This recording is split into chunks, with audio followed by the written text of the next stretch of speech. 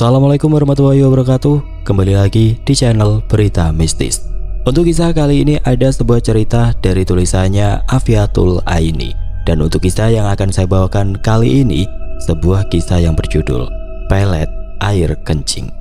Sebelum kita lanjut ke ceritanya, tekan dulu tombol like video ini. Dan jangan lupa tekan juga tombol subscribe channel ini. Nyalakan juga lonceng notifikasinya agar tidak ketinggalan cerita-cerita lainnya. Dan seperti apa untuk kisah kali ini? Langsung saja kita masuk ke ceritanya.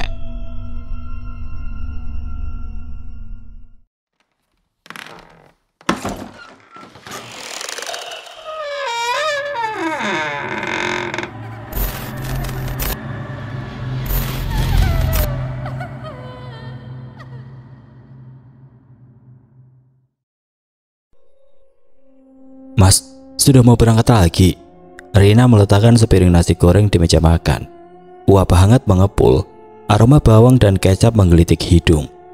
Di seberang meja, Anton melirik jam tangannya sambil mengancingkan ke meja. Aku harus ke kebun pagi-pagi sekali hari ini, maaf ya. Tangannya meraih tas kecil hitam yang tergeletak di atas meja. Tidak ada kontak mata. Ini baru jam 6, emang ada apa pagi-pagi ke kebun? Jam 8 nanti ada truk dari kota yang akan mengangkut hasil teh ke kota. Jadi aku harus memastikan semua berjalan sempurna. Reina menghela nafas, lalu mengambil piring yang masih penuh itu. Setidaknya minum kopimu dulu, Mas. Anton meneguk cepat kopi dari mug biru favoritnya. Enak, seperti biasa, katanya dengan senyum tipis yang tidak mencapai matanya. Pintu tertutup, motor metik melaju. Reina berdiri di ambang jendela, memandangi motor putih yang menghilang di tikungan. Rumah kembali sunyi, hanya detik jam dinding yang menemani. Kamu percaya kalau dia ke kebun? Sebuah suara tiba-tiba mengejutkan. Dasima, ibunya, tiba-tiba sudah berdiri di sampingnya. Ibu? Maksud ibu apa? Tanya Rina penasaran. Rina, kamu ini bodoh atau pura-pura bodoh? Bentak Dasima, tangannya terlipat di dada. Aku emang gak tahu apa maksud ibu. Kamu lupa siapa Anton? Dia itu juragan teh terbesar di desa ini. Wanita mana yang gak mau menjadi selingkuhannya? Maksud ibu, Mas Anton selingkuh? Potong Rina dengan cepat. Bisa saja kan? Secara Anton itu tampan, kaya, dan warga desa sini pasti berebut untuk menjadikan dia suami atau menantu. Dasima tersenyum. Kilatan tajam terpancar dari kedua matanya. Kayaknya gak mungkin deh Mas Anton pria yang setia. Jadi gak mungkin dia selingkuh. Ya sudah kalau kamu gak percaya. Tapi ingat, kamu jangan nyesel kalau dia benar-benar meninggalkan kamu demi wanita lain. Dasima meninggalkan ruang tamu. Malam telah larut ketika Rina mendengar suara motor memasuki halaman rumah sederhananya. Jam di nakas menunjukkan angka 23.17. Ia membalikan badan, memunggungi pintu, menarik selimut hingga bahu. Matanya terpejam berpura-pura tidur, namun telinganya menajam. Pintu kamar berderit pelan. Langkah kaki Anton terdengar hati-hati. Aroma asing tercium samar, parfum yang bukan miliknya. Bukan milik Anton yang ia kenal. Tempat tidur berderit ketika Anton berbaring. Tidak ada kecupan di kening. Tidak ada usapan lembut di rambut seperti dulu. Hanya helaan nafas lelah dan gerakan memunggungi. Satu tetes air mata mengalir di bibir Rina. Ia menggenggam spray hingga buku-buku jarinya memutih. 3 bulan berlalu, Rina yang merasakan perubahan Anton yang semakin intens memutuskan untuk bercerita pada Dasima. Bu, sepertinya apa yang ibu bilang itu benar, ucap Rina, air mata mengenang di kedua matanya. Kamu yakin dia selingkuh? Dasima menoleh ke arah Rina yang duduk di sampingnya. Bukannya kamu yang gak percaya sama ibu? Lanjut Dasima. Rina memutar-mutar cincin pernikahannya. Entahlah, tapi dia berubah, Bu. Pulang malam terus, alasan ada pemasok dari kota lah. Lembur lah, kalau aku pegang tangannya, dia seperti tidak nyaman. Sudah berapa lama kalian tidak? Kamu tahu maksud ibu? 3 bulan, bisik Rina. Matanya menatap kosong permukaan meja. Aku sudah coba pakai lingeret baru, masak makanan kesukaannya, tapi selalu ada alasan terlalu lelah. Besok harus bangun pagi. Dasima mengerutkan dahi. Tangannya meraih tangan Rina. Kita semua tahu Anton itu juragan kaya. Mungkin dia sekarang sudah mendapatkan wanita lain yang lebih dari kamu. Aroma parfum wanita di kemejanya. Chat dari Vina dari admin yang selalu dihapus. Suara Rina bergetar. Dulu dia tidak pernah mengunci ponselnya. Apa benar Mas Anton selingkuh? Gumamnya lirih, matanya menatap kosong ke depan. Dasima melipat tangannya di meja, menggigit bibir. Ia menoleh ke kanan dan kiri, memastikan tidak ada yang mendengar. Rin, ibu punya cara bagaimana caranya agar Anto tetap setia bahkan tunduk padamu. Maksud ibu? Nenekmu dulu punya semacam ritual untuk mengikat hati suami. Dasima menurunkan suaranya. Banyak yang sudah membuktikan manjurnya. Rina tertawa kecil. Ibu serius? Dukun maksud ibu? Aku tidak percaya hal begituan, Bu. Bukan dukun, ini semacam ritual sederhana. Kamu tidak perlu kemana-mana atau bayar siapapun. Dasima mendekatkan wajahnya. Kamu hanya perlu memberikan sedikit air kencingmu ke minuman Anton. Apa? Itu menjijikan? Rina mengernyit. Pelan-pelan. Dasima meletakkan jari telunjuk di depan bibir. Nenekmu bilang air kencing istri mengandung entahlah semacam pengikat batin. Suami akan jadi lebih perhatian, tidak bisa jauh-jauh. Yang penting niatnya benar untuk menyelamatkan pernikahan kamu. Rina menggeleng tidak percaya. Aku tidak mungkin melakukan itu, apalagi sama suamiku sendiri. Terserah kamu sih, ibu hanya menyarankan. Dasima mengangkat bahu. Tapi ingat, laki-laki sekali berpaling dia nggak akan pernah kembali padamu. Bahkan bisa saja dia mencampakkanmu. Dasima segera meninggalkan Rina sendiri. Ia berharap putrinya bisa membuka matanya dan mau melakukan hal yang ia sarankan. Sepanjang siang itu, kata-kata Dasima terngiang di telinga Rina. Matahari senja menerobos kaca rumah, menyiram wajahnya dengan cahaya keemasan. Bayangan pohon-pohon bergerak cepat tertiup angin seperti pikiran yang berkecamuk dalam benaknya. Pulang telat lagi? Tanya Rina saat Anton baru saja tiba malam harinya. Aku lihat akhir-akhir ini kamu jarang banget di rumah. Emang sesibuk apa kamu di kebun? Rina suaranya terdengar dingin. Rina melempar tubuhnya di kursi. Sekarang kan musim panen, jadi wajar kalau aku menghabiskan banyak waktu di kebun. Semua ini juga demi masa depan kita. Jawab Anton, tangannya melepas kemejanya dengan cepat. Rina menarik nafas panjang, mengembuskannya dengan kasar. Oke, terserah kamu. Ia menutup matanya, berbalik membelakangi Anton. Keesokan harinya Rina meletakkan belanjaannya di dapur, lalu berjalan mengelilingi rumah yang terasa makin asing. Kakinya membawanya ke kamar. Ponsel Anton tertinggal di atas sebuah meja kecil. Jemari Rina bergetar saat membuka ponsel Anton. Tidak ada yang mencurigakan. Namun satu nama muncul berulang kali di riwayat panggilan. Vina. Rina membuka laci meja. Tumpukan kertas, pulpen, nota-nota kecil di sudut laci. Sebuah kartu nama terselip. Vina Hartono, pemilik usaha pembuatan teh. Ada nomor telepon yang dilingkari dengan pulpen merah. Dadanya sesak, pandangannya mengabur oleh air mata yang mendesak keluar. Apa mungkin wanita ini yang sudah merebut suamiku? Batin Vina. Pagi berikutnya Rina bangun lebih awal. Anton masih terlelap. Punggungnya menghadap Rina seperti tembok tidak tertembus. Semalam ia pulang pukul 1. Bau alkohol samar tercium dari nafasnya. Di dapur Rina menyeduh kopi hitam kesukaan Anton. Tangannya gemetar, pikirannya berkecamuk. Kata-kata Dasima terus berputar di kepalanya. Suami akan lebih perhatian, tidak bisa jauh-jauh. Untuk menyelamatkan pernikahan. Rina menatap gelas kopi yang mengepul. Haruskah semua kenangan bersama Anton bermunculan pertemuan pertama di perpustakaan kampus, kencan pertama mereka di taman kota, lamaran sederhana namun mengharukan. Tahun-tahun awal pernikahan yang penuh tawa. Ia mencintai Anton, sangat, tidak sanggup kehilangan. Dengan tangan gemetar Rina masuk ke kamar mandi. Beberapa menit kemudian ia kembali ke dapur dengan gelas kecil berisi cairan kuning. Matanya terpejam, menguatkan tekad. 1 tetes, 2 tetes, ia mengaduk kopi perlahan. Rina, suara Anton mengejutkan. Pria itu berdiri di ambang pintu dapur, rambutnya berantakan dan mata setengah terpejam. Kamu bangun pagi sekali. Rina tersentak hampir menjatuhkan sendok mengaduk. Aku membuat Kanmu kopi, Mas. Anton tersenyum tipis, melangkah mendekat. Terima kasih. Tangannya terulur meraih muk kopi. Jantung Rina berdebar kencang, matanya menatap kopi yang kini berada di tangan Anton. Cairan itu mengepul seolah menantang, menunggu keputusannya antara rasa posesif dan kepercayaan. Antara ketakutan dan keberanian untuk bicara jujur. Anton mengangkat muk itu ke bibirnya, meneguknya dengan perlahan. Seketika, sebuah bayangan hitam membentuk sosok pocong berdiri di belakang Anton. Itu, ucap Rina gugup, wajahnya panik. Kamu kenapa? Enggak, aku nggak apa-apa. Rina segera bersikap biasa. Aku mau ke dapur dulu ya, Mas. Tanpa menunggu jawaban, Rina segera melangkah ke dapur. Kopi panas, sayang.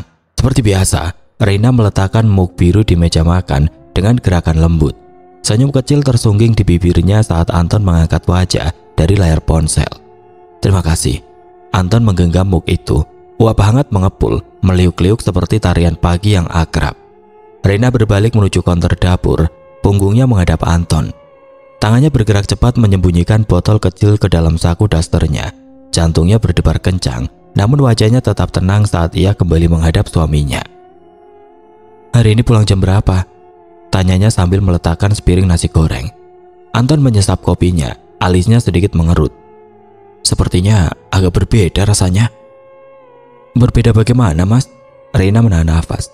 Entahlah, mungkin hanya perasaanku saja. Ia meneguk sekali lagi, kemudian tersenyum. Tapi tetap enak. Rina mengembuskan nafas lega. Nanti malam aku masak sup kesukaanmu. Wah, kenapa tiba-tiba? Anton meraih tangannya, mengusapnya lembut. Tidak ada alasan khusus. Aku hanya ingin membuatmu senang. Rina meremas tangan Anton. Seminggu berlalu, tiap pagi ritual yang sama. Bangun lebih awal, masuk kamar mandi dengan botol kecil, lalu mencampurkan beberapa tetes ke dalam kopi Anton. Rina memastikan Anton tidak pernah melihatnya.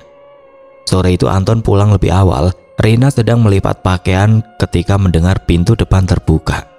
Langkah kaki mendekat, lalu sepasang tangan melingkari pinggangnya dari belakang. "Ai," bisik Anton di telinganya. "Aku kangen." Rina tersenyum membalikan badan. "Sosok itu lagi," ucapnya lirih. Lagi-lagi Rina melihat sosok yang sama seperti yang pernah ia lihat pagi itu. Sosok itu menatap tajam ke arah Rina. Sebagian wajahnya hancur tidak berbentuk. Darah menetes di seluruh wajahnya. Aroma busuk menyeruak membuat perut Rina bergejolak. Anton mendekat, menciumnya lembut. Tidak terburu-buru seperti biasanya. "Kamu kenapa seperti terkejut?" Tangannya membelai rambut Rina dengan sayang. Enggak, aku gak kenapa-napa," jawabnya gugup. "Tumben pulang cepat," ujar Rina. "Pengiriman hari ini dibatalkan. Lagi pula aku ingin menghabiskan waktu denganmu." Anton semakin merapatkan pelukannya. Mata Rina berbinar. "Beneran?" "Tentu saja." Anton mencium keningnya. "Kamu mau nonton film? Atau kita bisa pesan makanan di luar kalau kamu lelah masak?" Dada Rina membuncah. Ritual itu berhasil. Anton kembali perhatian. Kembali menjadi suami yang dulu ia kenal. Namun entah kenapa sosok itu terus mengikuti Anton. Seolah ia tidak bisa lepas dari tubuh Anton. Namun kebahagiaan itu tidak bertahan lama. 2 minggu kemudian Anton duduk di meja makan sambil memegangi perutnya. Wajahnya pucat, keringat dingin membasahi dahi. "Kamu kenapa?" Rina meletakkan tangannya di bahu Anton. "Perutku sakit lagi. Sudah beberapa hari ini. Mungkin masuk angin atau salah makan di luar." "Aku tidak tahu." Anton menggelengkan kepala. "Anehnya cuma pagi hari saja. Siang sampai sore biasanya membaik." Rina menelan ludah dengan susah payah. "Mungkin kamu harus ke puskesmas dulu sebelum ke kebun." "Nanti kalau tidak membaik, aku berangkat dulu ya." Anton bangkit perlahan. "Kopi kamu belum habis?"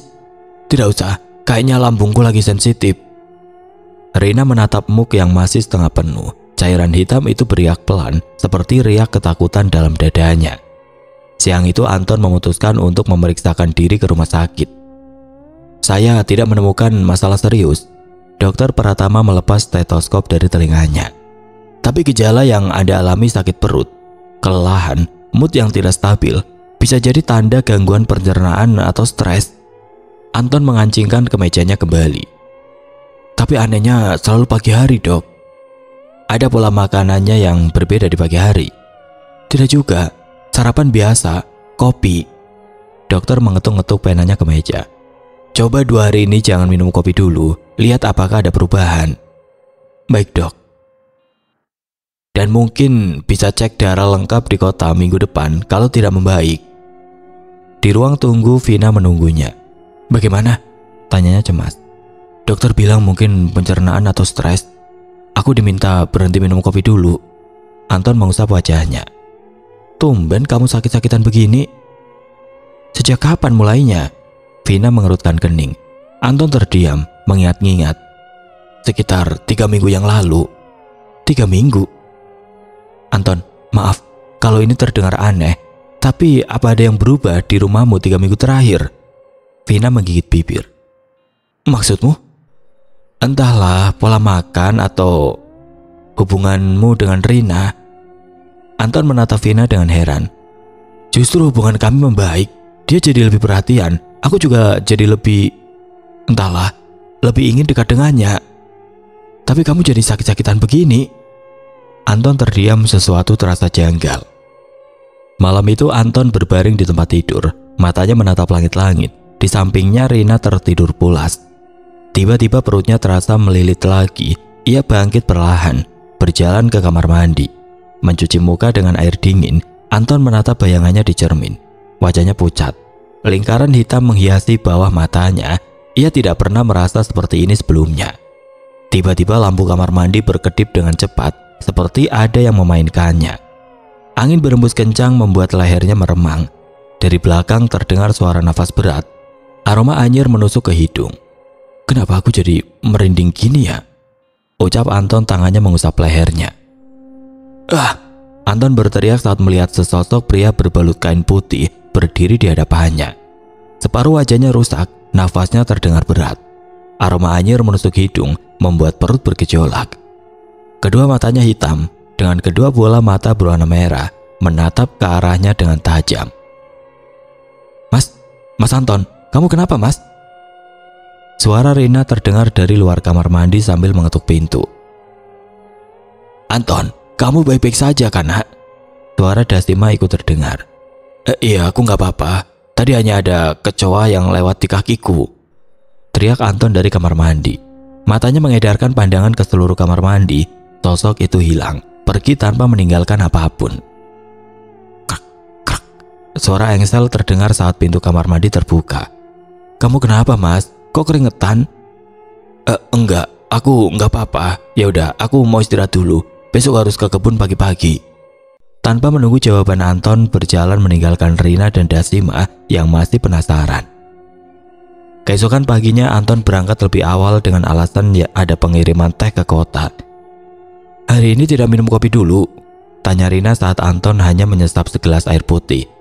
Dokter bilang istirahat dulu dari kafein. Anton tersenyum tipis. Aku berangkat ya. Siang hari Rina duduk di ruang tamu dengan ditemani Dasima. Bu, aku kok merasa kalau semalam Mas Anton melihat sosok yang aku lihat beberapa hari lalu. Apa maksudmu? Tanya Dasima penasaran. Aku lihat pocong. Suara Rina pelan nyaris seperti berbisik. Pocong? Dasima berteriak, membuat Rina terkejut. Kamu yakin? Iya, Bu, wajahnya menyeramkan. Sebagian wajahnya remuk tidak berbentuk. Jelas Rina.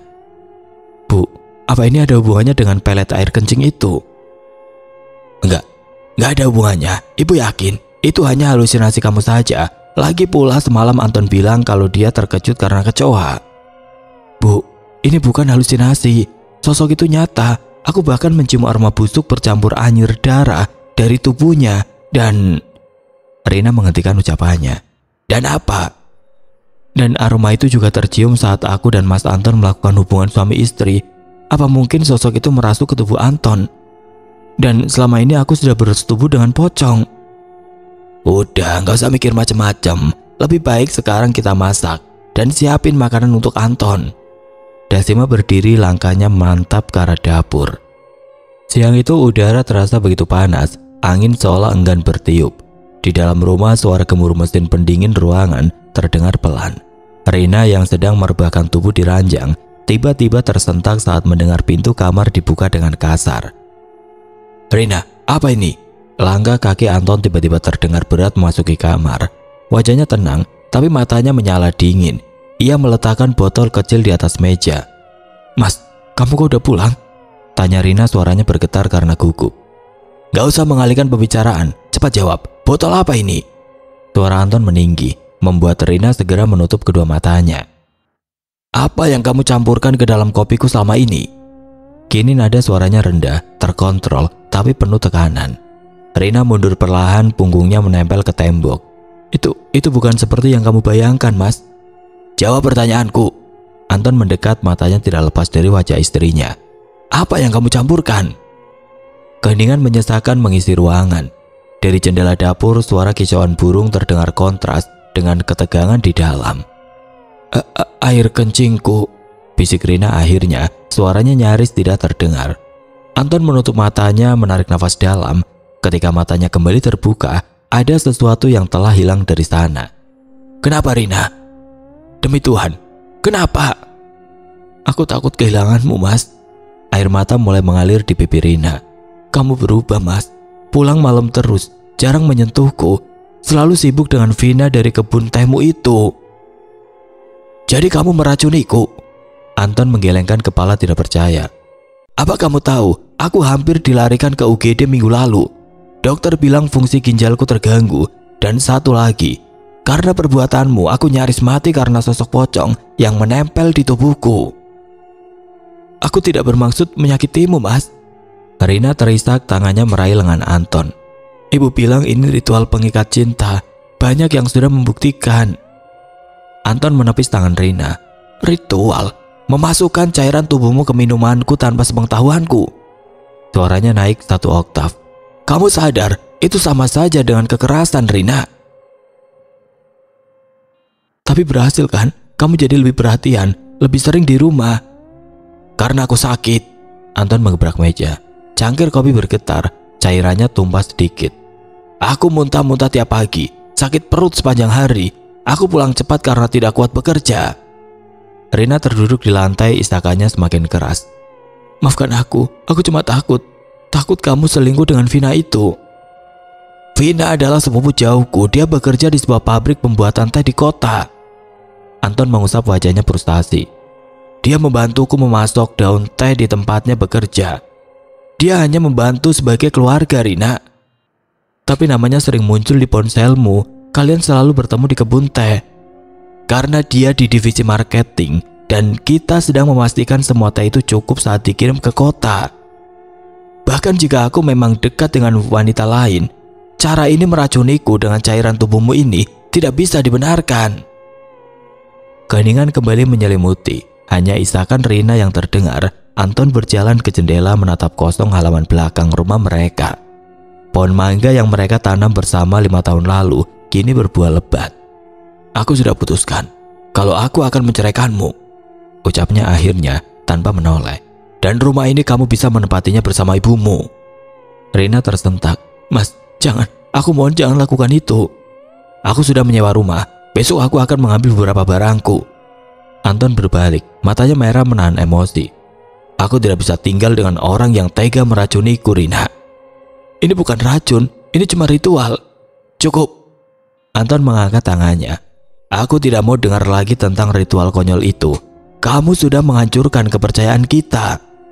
Anton segera berjalan meninggalkan rumah tanpa memperdulikan tangisan Rina, istrinya. "Bu, apa yang harus aku lakukan sekarang?" Rina berbisik di telinga Dasima, matanya sembab. Dasima bersandar di kursi, melipat tangannya di dada. "Ya itu salahmu. Kenapa kamu sampai ceroboh meletakkan botol itu sembarangan?" "Kok ibu nyalain aku sih? Kan ibu yang minta aku untuk melakukan itu. Kalau enggak, karena bujuk rayu ibu, aku enggak mau ngelakuin itu." "Enak aja kamu nyalain ibu. Harusnya kamu letakkan botol itu di tempat yang aman," bentak Dasima. Rina berdiri, tangannya memukul meja dengan kuat. "Bu, ini bukan masalah di mana aku menyimpan botol itu, tapi Mas Anton siang itu diam-diam mendatangi seorang ustadz dan melakukan ruqyah." Sebuah suara benda pecah terdengar. "Sampah, Wanita tidak tahu malu. Teriakan dari luar rumahnya membuat Rina tersentak. Suara benda keras menghantam jendela depan terdengar berulang kali. Dari celah gorden ia bisa melihat sekumpulan warga sudah berkumpul di depan rumahnya. Ada apa? Tanya Dasima yang sudah berdiri di samping Rina.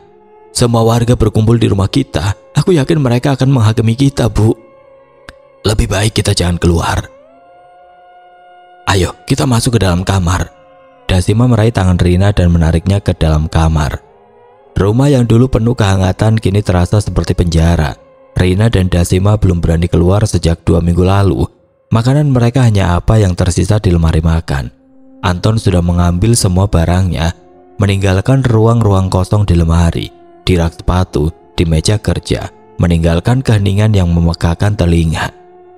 Malam itu Rina duduk di lantai kamar tidur yang gelap. Di hadapannya layar laptop menyala menampilkan foto-foto pernikahan mereka 5 tahun lalu. Anton tersenyum lebar, tangannya merangkul pinggang Rina yang mengenakan gaun putih. Mereka terlihat bahagia, penuh harapan. Jemari Rina menelusuri wajah Anton di layar. Air matanya jatuh menetes ke keyboard. Aku hanya ingin mempertahankanmu, Mas. Hanya ingin kau tetap mencintaiku. Tangannya meraih botol kecil yang kini selalu ia bawa kemana-mana. Membukanya perlahan, mencium aromanya yang khas. Sesuatu yang dulu ia anggap sebagai pengikat cinta. Ibu bilang ini ampuh, gumamnya pada diri sendiri. Tapi kamu malah pergi. Tiba-tiba matanya berbinar. Ia tersenyum kecil, sebuah senyuman yang tidak mencapai matanya. Kalau setetes menjagamu tetap di sisiku untuk beberapa hari. Rina menuangkan seluruh isi botol ke dalam gelas berisi air putih di sampingnya. Mungkin seluruh botol akan membuatmu kembali selamanya. Ia mengangkat gelas itu ke bibirnya, tersenyum pada foto Anton yang bersandar di tembok. Untuk cinta kita, bisiknya sebelum meneguk cairan itu hingga habis. Di luar bulan bersinar terang, lampu-lampu rumah tetangga mulai padam satu persatu. Sementara di dalam kamar yang gelap Rina tertawa kecil sambil terus berbisik pada foto suaminya seolah ia bisa mendengar. Aroma kopi menguar lembut memenuhi ruang sempit berukuran 3 kali 4 meter itu. Rina berdiri di sudut dapur, tangannya yang kurus mengaduk cairan hitam dalam teko kecil. Cahaya pagi menerobos melalui tirai tipis yang sudah menguning, membentuk pola garis di lantai. Keramik yang retak di beberapa bagian. Sebentar sayang, kopinya hampir siap, ucapnya pada ruangan kosong. Rumah itu terletak di ujung desa, cat dindingnya mengelupas di sana-sini, menampakkan semen yang mulai rapuh. Sebuah sofa bekas menutupi sebagian ruang tamu, berdampingan dengan meja kayu yang kaki-kakinya tidak seimbang. Di atas meja 2 buah bingkai foto, satu menampilkan wajah Anton yang tersenyum lebar, satu lagi foto pernikahan mereka 5 tahun lalu. Rina menuangkan kopi ke dalam 2 cangkir. Yang pertama cangkir putih polos, yang kedua mug biru tua, persis seperti yang selalu digunakan Anton dulu. Hari ini kamu ada pengiriman teh ke kota kan?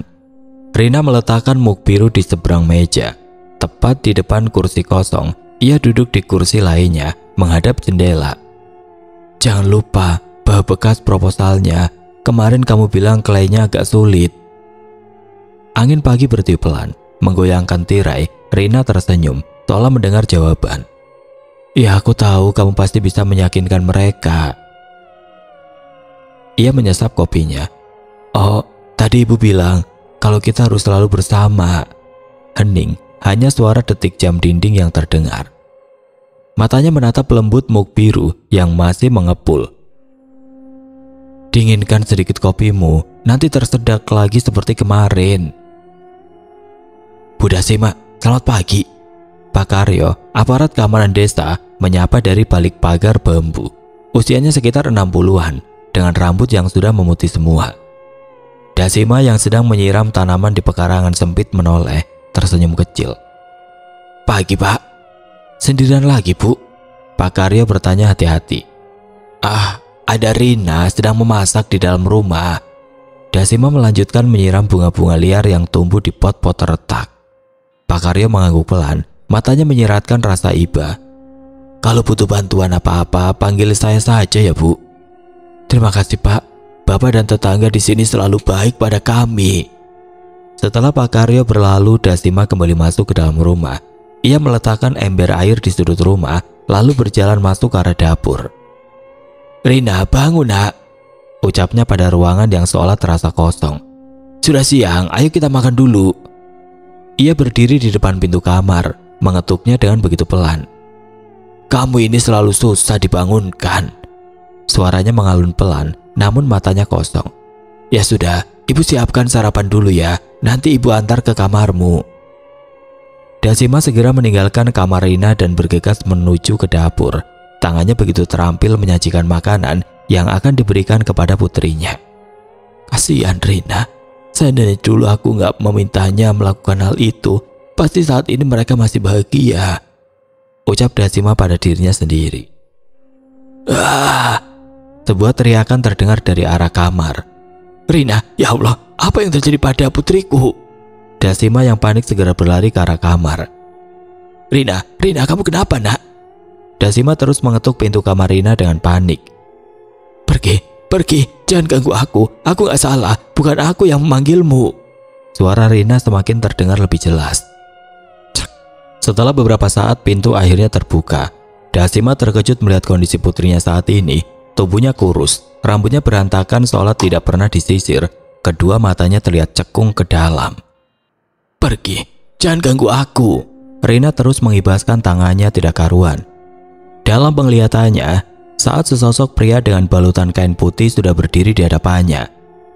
Kakinya melayang beberapa senti di permukaan tanah, matanya tajam bagai pisau yang siap mencapik-capik tubuh Rina. "Kau sudah membuatku terperangkap ke dunia ini. Jadi sekarang kau harus merasakan apa yang aku rasakan." Suara berat terdengar. Ya, hanya Rina yang mampu mendengarnya, tidak dengan Dasima. "Rina, kamu kenapa? Apa yang terjadi? Sadar nak, ini ibu." Dasima terus mengguncangkan tubuh Rina. "Pergi," bentak Rina, tangannya langsung melempar tubuh Dasima, membuat wanita yang sudah terlihat keriput di mana-mana terhuyung ke tembok. "Rina, tenang nak, ini ibu." "Bukan, kamu bukan ibuku." Makhluk itu seolah mempermainkan penglihatan Rina. Wajah Dasima yang selalu terlihat tenang mendadak berubah. Sebagian wajahnya hancur, terlihat beberapa lubang di sekitarnya. Binatang putih menggeliat di wajah Dasima, lebih tepatnya pocong, seolah mencari tempat berlindung. Aroma busuk dan anyir tercium menusuk hidung. "Rasakan ini."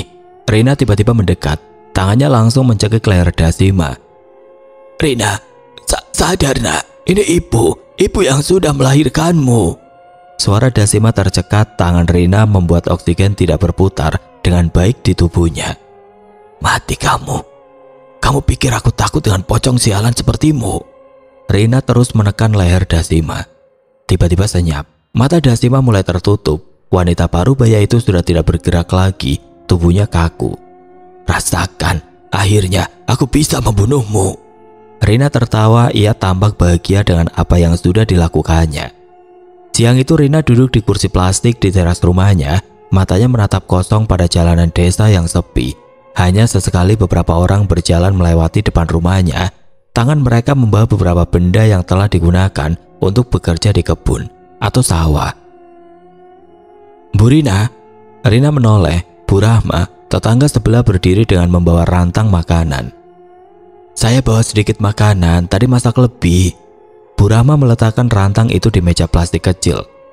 "Bu Dasima kemana? Kok udah 4 hari ini nggak kelihatan?" "Ibu tidur, dia sakit." "Ya udah, jangan lupa dimakan ya Bu. Kalau gitu saya pulang dulu. Salam buat Bu Dasima." Rahma segera meninggalkan rumah Rina. Baru beberapa langkah kaki Rahma langsung berhenti. Indera penciumannya menangkap aroma yang tidak lazim. Aroma busuk persis seperti aroma bangkai binatang. "Bau apa sih ini?" ucapnya lirih. "Apa jangan-jangan?" Bu Rahma tidak melanjutkan ucapannya. Ia segera berlari ke arah rumahnya. "Lebih baik aku segera pulang dan lapor ke kepala desa." Malam semakin larut. Rina duduk di sofa, matanya menatap layar televisi tua yang menyala tanpa suara. Tangannya menggenggam sesuatu seperti sebuah tangan manusia. "Bu, sudah jam 10. Kenapa Mas Anton belum pulang ya?" ucapnya pada ruangan kosong. "Apa dia terlambat lagi?" Tidak ada jawaban, hanya suara jangkrik dari luar yang terdengar. Ya, aku tahu kalau sekarang kebunnya sedang musim panen. Rina tertawa kecil. Tidak apa-apa, aku sudah biasa menunggu. Ia beranjak ke dapur kecil, menuangkan secangkir teh hangat.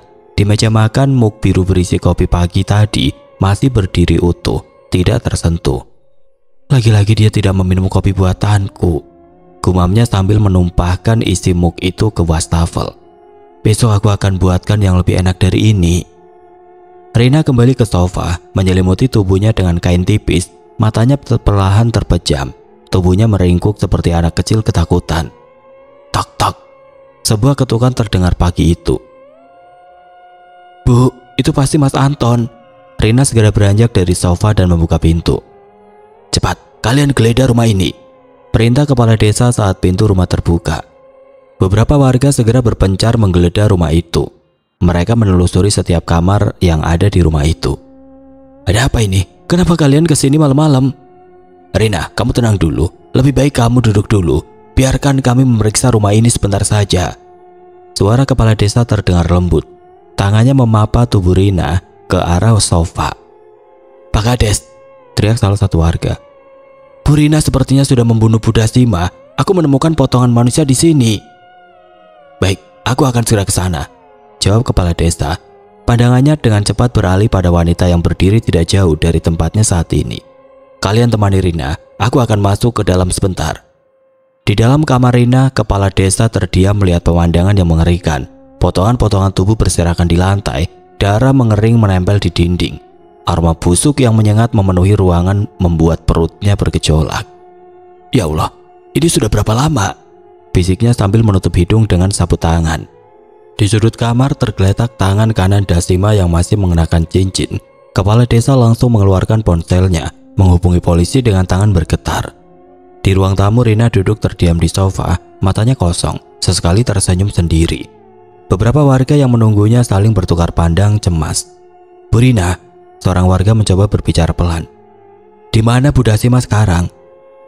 Ibu tidur di kamar, jawab Rina sambil tersenyum. Dia lelah, jadi istirahat lebih lama dari biasanya. Sudah berapa hari Bu Dasima tidur? Rina mengerutkan kening, seolah berpikir keras. 3 hari atau 4 hari ya, aku lupa. Ia tertawa kecil. Yang penting dia baik-baik saja kok. Warga-warga itu saling menatap dengan tatapan ngeri. Mereka sudah menduga sejak beberapa hari terakhir ada yang aneh dengan rumah ini. Bau busuk yang semakin menyengat, Dasima yang tidak pernah terlihat lagi, dan Rina yang semakin kurus dan aneh tingkahnya. Tidak berapa lama kepala desa keluar dari kamar dengan wajah pucat. Ia memberi isyarat pada warga-warga yang lain untuk menjaga jarak dari Rina. Polisi sudah dalam perjalanan, bisiknya pada salah satu warga. Kita tunggu mereka datang. Tiba-tiba Rina berdiri dari sofa, matanya menatap kosong ke arah pintu. Mas Anton sudah pulang. Aku dengar suara motornya. Semua orang menoleh ke pintu, tidak ada siapa-siapa. Jalan desa itu sunyi, hanya terdengar suara jangkrik dan angin malam. Bu Rina, tidak ada siapa-siapa, kata salah satu warga hati-hati. Ada, dia sudah pulang. Rina berlari ke pintu, membukanya lebar-lebar. Mas, kenapa lama sekali? Aku sudah buatkan kopi dari tadi. Angin malam berembus kencang membuat tirai bergoyang liar. Rina berdiri di ambang pintu, tangannya terentang seolah memeluk seseorang. Kamu capek ya? Ayo masuk. Aku sudah siapkan air hangat untuk mandi. Kepala desa dan warga-warga lain bergidik melihat pemandangan itu.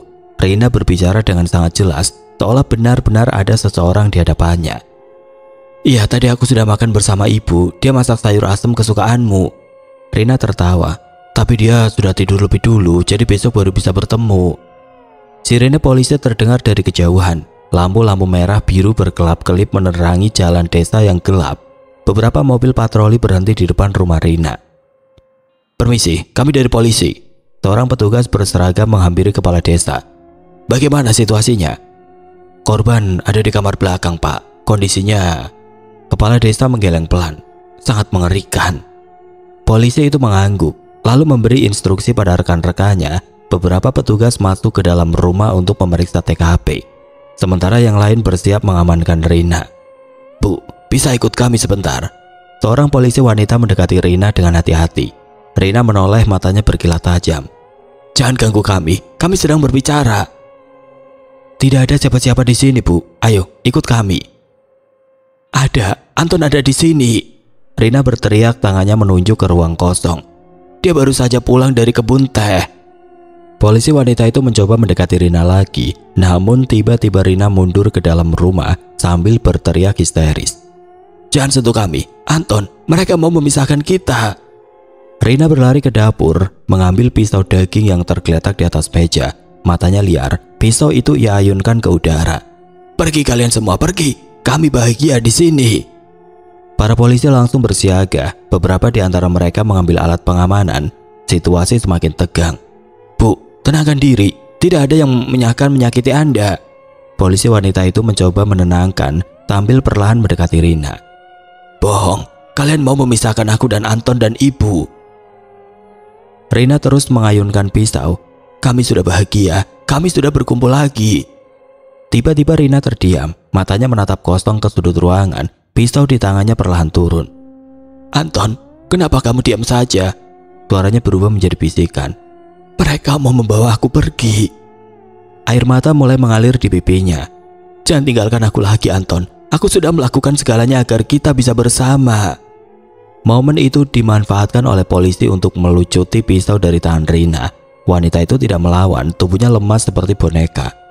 Anton, kemana kamu pergi? Ibu juga sudah tidak menjawab panggilanku. Beberapa jam kemudian Rina dibawa ke rumah sakit jiwa untuk menjalani pemeriksaan psikiatri. Para petugas forensik masih bekerja di TKP mengumpulkan barang bukti. Di dalam ambulan Rina duduk terdiam dengan pandangan kosong. Sesekali ia berbisik pada dirinya sendiri, seolah masih berbicara dengan seorang yang tidak terlihat. Maafkan aku, Anton. Aku cuma ingin kita bahagia seperti dulu. Polisi wanita yang mendampinginya hanya bisa menggeleng prihatin. Kasus ini akan menjadi salah satu yang terburuk dalam karirnya. Seorang wanita yang tega membunuh ibu kandungnya sendiri karena halusinasi akibat obsesi berlebihan pada suami yang telah menceraikannya.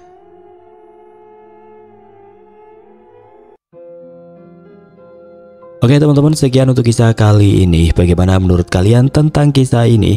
Tulis komentar kalian di kolom komentar. Dan buat teman-teman yang baru bergabung, jangan lupa untuk like, komen, share, serta subscribe channel ini. Dan nantikan kisah-kisah horor berikutnya tetap di channel Berita Mistis. Wassalamualaikum warahmatullahi wabarakatuh.